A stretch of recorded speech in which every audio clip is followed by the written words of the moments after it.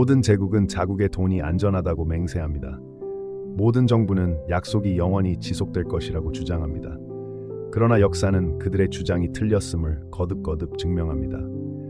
로마에서 프랑스, 미국 남부연합에서 현대 레바논에 이르기까지 사람들은 저축이 무의미하고 임금이 무의미하며 한때 건전하다고 믿었던 시스템에 의해 미래가 빼앗겼다는 사실을 깨닫고 깨어났습니다.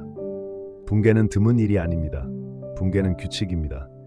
진정한 문제는 금융 시스템이 붕괴될지 여부가 아니라 붕괴되었을 때 어떻게 자신을 보호할 것인가입니다.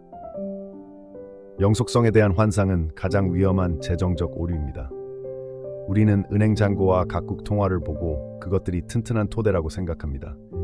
하지만 돈은 토대가 아닙니다. 돈은 신뢰이며 신뢰는 하룻밤 사이에 사라질 수 있습니다. 그래서 역사는 잔혹하면서도 교훈적입니다. 모든 붕괴는 무엇이 진정으로 부를 보호하는지, 무엇이 먼지로 무너지는지에 대한 교훈, 패턴, 그리고 경고를 남깁니다. 그리고 주의 깊게 살펴보면 이러한 재난에서 살아남은 사람들이 가장 큰 신봉자가 아니라 가장 초기에 의심했던 사람들이라는 것을 알게 될 것입니다. 비잔틴 제국을 생각해 보세요. 흔히 로마 제국의 동반부로 기억되는 이 제국은 서로마 제국이 붕괴된 후에도 1000년 동안 존속했습니다. 비잔틴 경제의 핵심은 금화 솔리두스였습니다. 이 금화는 매우 신뢰할 수 있었기에 유럽, 중동, 아시아 전역의 상인들이 아무런 의심 없이 받아들였습니다. 수세기 동안 이 금화는 중세 세계의 기축 통화에 가장 가까운 것이었습니다. 하지만 충성스러운 독자들이 특히 주목할 부분은 바로 이것입니다. 사람들은 로마의 은 데나리온 참사에서 교훈을 얻었다고 생각했습니다. 황제들이 은 함량을 계속해서 줄여 주석의 은을 도금한 것과 같은 수준이 되도록 했기 때문입니다. 우리는 이전에도 이런 이야기를 많이 들어왔습니다. 하지만 아닙니다. 수세기 후 비잔틴 제국은 같은 실수를 저질렀습니다. 이번에는 금으로 말입니다. 그들은 금화의 순도를 낮추고 금 함량을 줄이고 더 저렴한 합금을 섞기 시작했습니다. 처음에는 아무도 관심을 두지 않았습니다. 그러자 신뢰가 무너졌습니다. 지중해 무역의 중추였던 동전은 이제 정치적 허구가 되었습니다. 이러한 위조는 동전의 신뢰성을 파괴했고 비잔틴 경제는 한때 자랑스러웠던 안정성을 잃었습니다. 무엇이 남았을까요? 종이에 적힌 약속도 정부의 법령도 아니었습니다. 궁정의 통제를 벗어나 진짜 금이나 땅을 조용히 쌓아둔 상인들은 부를 지켰지만 다른 상인들은 돈이 사라지는 것을 지켜보았습니다. 이것이 바로 시대를 초월한 첫 번째 교훈입니다. 정부는 화폐 가치를 떨어뜨리려는 유혹을 뿌리칠 수 없으며 그럴 때 진정한 가치는 위조할 수 없는 자산으로 흘러갑니다. 하지만 모든 붕괴가 통치자의 화폐 조작에서 비롯되는 것은 아닙니다. 때로는 예상치 못한 충격으로 인해 발생하기도 합니다. 14세기 중반 유럽은 역사상 최악의 전염병인 흑사병으로 황폐해졌습니다. 1347년에서 1351년 사이에 유럽 인구의 절반이 사망했습니다. 도시는 텅 비고 마을은 사라지고 무역로는 붕괴되었습니다. 하지만 전염병의 경제적 상황은 단순한 재앙보다 훨씬 복잡했습니다. 노동력의 절반이 사라지면서 노동의 가치가 높아졌습니다. 살아남은 사람들은 더 높은 임금을 요구할 수 있었습니다. 한때 부족했던 식량과 토지는 사람보다 더 풍부해졌습니다. 은, 물건 또는 단순히 일할 수 있는 능력 등 유동성을 가진 가족들은 갑자기 꿈에도 생각지 못했던 권력을 갖게 되었습니다. 한때 엄청난 가치가 있었던 땅은 그 가치의 극히 일부에 불과했습니다. 집은 버려지고 들판은 경작되지 않은 채 방치되었으며 생존자들은 구매자 시장으로 전락했습니다. 익숙하지 않나요? 코로나19 팬데믹 기간 동안 우리는 이러한 현상의 현대판을 목격했습니다. 공급망이 붕괴되고 정부는 기계를 유지하기 위해 수조 달러를 찍어냈으며 현금을 가진 사람들은 자산을 사들이는 반면 월급을 받으며 살아가는 사람들은 뒤처지면서 불평등의 물결이 일었습니다. 미국에서는 주택 가격이 급등하고 주식시장은 거의 즉시 반등했지만 수백만 명의 평범한 사람들은 집세를 내는데 어려움을 겪었습니다. 이 교훈은 분명하게 공감을 불러일으켰습니다. 팬데믹은 항상 부를 재분배한다는 것입니다. 항상 그래왔습니다. 흑사병에서 살아남은 사람들은 희소성을 이용해 사회적 지위를 올렸습니다. 코로나19에서 현금과 유동성을 확보한 사람들은 다른 사람들이 팔아야 했던 부동산, 주식, 그리고 사업체를 사들였습니다. 이 교훈은 가혹했지만 사실입니다. 위기는 준비금이 있는 자에게는 보상을 주고 그렇지 않은 자에게는 벌을 내립니다. 팬데믹은 경제가 얼마나 빨리 역전될 수 있는지를 보여주었지만 르네상스 시대 피렌체에서 은행들이 무너진 것은 우리에게 또 다른 중요한 교훈을 주었습니다. 대마불사처럼 보였던 기관들도 도미노처럼 무너질 수 있다는 것입니다. 1340년대 피렌체는 유럽의 금융중심지였으며 바르디 가문과 페루치 가문 같은 강력한 은행 가문의 본거지였습니다.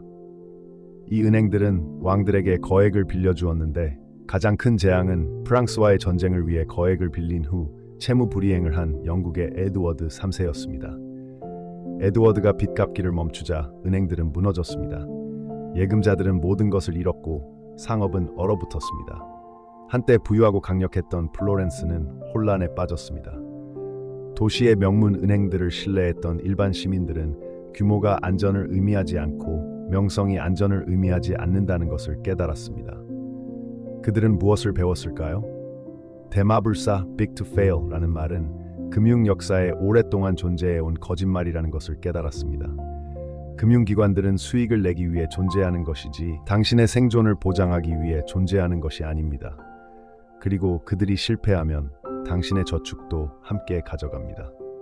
이 교훈은 2008년 플로렌스의 붕괴부터 2019년 레바논 은행들이 사람들의 계좌를 동결시킨 사건까지 매 세기마다 반복되어 왔습니다. 기관의 약속은 더 이상 지켜지지 않을 때까지만 유효하다는 것을 이해하는 자들에게만 생존의 기회가 주어집니다. 미국 남북전쟁은 종종 그 전투, 정치, 그리고 노예제도 폐지로 기억됩니다. 하지만 그 연기와 수사 뒤에는 오늘날 대부분의 미국인들이 거의 이해하지 못하는 잔혹한 금융전쟁이 있었습니다. 북부와 남부 연합 모두 그러한 전쟁을 치르려면 돈을 찍어내야 한다는 것을 깨달았습니다. 북부는 금이 아니라 미국 정부의 약속으로 뒷받침되는 지폐인 그린백을 발행했습니다. 처음에는 대담하고 애국적인 실험이었습니다. 하지만 더 많은 그린백이 경제에 유입되면서 그 가치는 하락했습니다. 인플레이션은 구매력을 잠식했고 신뢰는 흔들리기 시작했습니다. 남부는 더 심각한 상황에 처했습니다. 절박한 남부연합은 그레이백을 대량으로 발행했습니다. 전쟁이 끝날 무렵 남부연합의 인플레이션은 상상할 수 없는 수준에 도달했습니다. 물가는 수천 %나 치솟았고 임금으로는 더 이상 아무것도 살 수 없었습니다. 병사들의 임금은 쓰이기도 전에 가치가 없어졌습니다. 가족들은 빵 한 덩이 살 돈도 안 되는 지폐를 가지고 다녔습니다.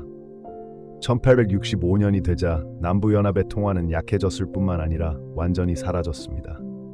그 붕괴 속에서 중요한 것은 종이 약속이 아니라 유형 자산이었습니다. 토지, 곡물, 금 등 실제로 존재하는 모든 것은 가치를 유지했지만 화폐는 잔혹한 농담거리가 되었습니다. 남부 사람들에게 이는 재앙이었습니다. 평생 저축했던 돈이 사라졌습니다. 하지만 실물을 손에 넣을 수 있는 기회주의자들에게 전쟁은 재산과 부를 헐값에 빼앗을 기회였습니다. 이것은 미국인들이 거의 기억하지 못하지만 절대 잊어서는 안 될 교훈입니다. 그들의 나라는 이전에도 통화 붕괴를 경험했습니다.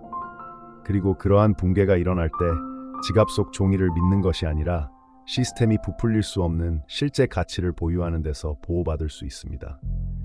프랑스는 혁명이 전쟁보다 더 빠르게 화폐를 파괴할 수 있다는 또 다른 잔혹한 사례를 보여줍니다.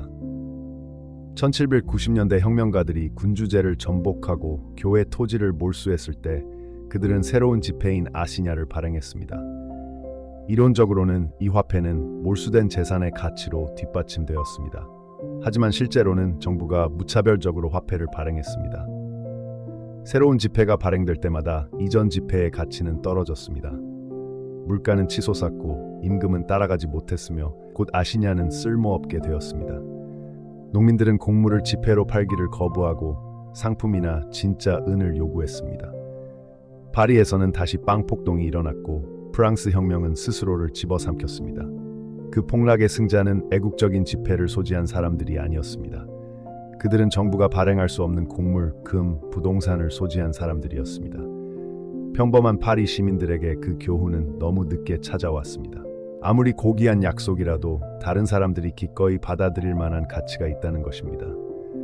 신뢰가 깨지면 저축은 단순히 줄어드는 것이 아니라 사라집니다.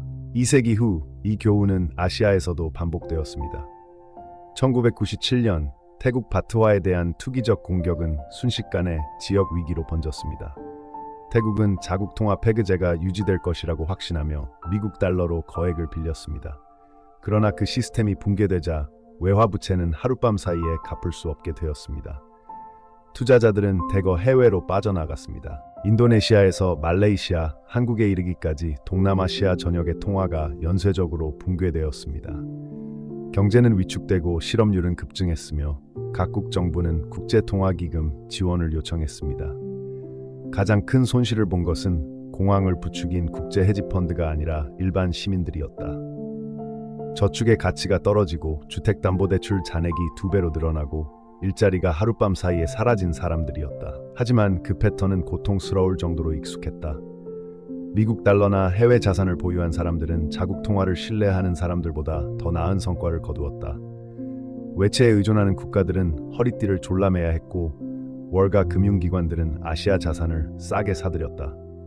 국지적인 붕괴처럼 보였던 것이 사실은 전 세계적인 부의 이동이었다. 비잔틴 제국에서 아르헨티나에 이르기까지 모든 위기에서 이 교훈은 울려 퍼진다. 다른 나라 통화로 돈을 빌리는 것은 치명적인 함정이다. 폭풍이 몰아칠 때 물에 빠지는 것은 채권자가 아니라 채무자다. 이제 그림은 명확해졌다. 프랑스 혁명, 미국 남북전쟁, 현대 아시아 등 어디에서든 이 주제는 반복된다. 지폐는 붕괴한다. 부채는 국가와 가족을 묶는다. 그리고 살아남는 것은 시스템을 믿는 사람들이 아니라 시스템이 무너지기 전에 그 취약성을 깨닫는 사람들이다. 역사에서 가장 무서운 점은 붕괴가 단순히 과거나 먼 옛날 이야기가 아니라는 것입니다. 지금 이 순간에도 일어나고 있습니다. 2019년에서 2021년 사이 레바논의 은행들은 선진국 대부분이라면 상상도 할 수 없는 일을 저질렀습니다. 은행문을 잠그는 것입니다.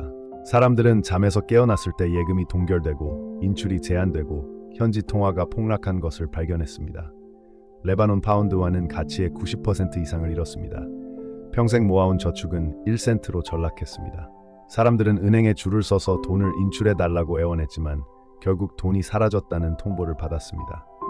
소액 저축자들뿐만 아니라 중산층, 은퇴자, 의사, 엔지니어 등 이 시스템을 믿었던 모든 사람들이 파산했습니다. 이 사건의 교훈은 잔혹했지만 명확했습니다. 은행에 있는 돈은 보물창고가 아닙니다. 위기 상황에서 일방적으로 갚지 않기로 결정한 기관에 빌려준 돈일 뿐입니다.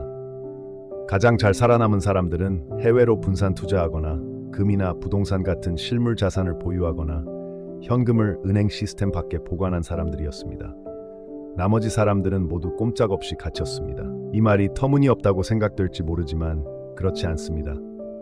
2008년 미국인들은 집이 압류되고 연금은 탕진되고 위기를 초래한 은행들은 구제 금융을 받았습니다.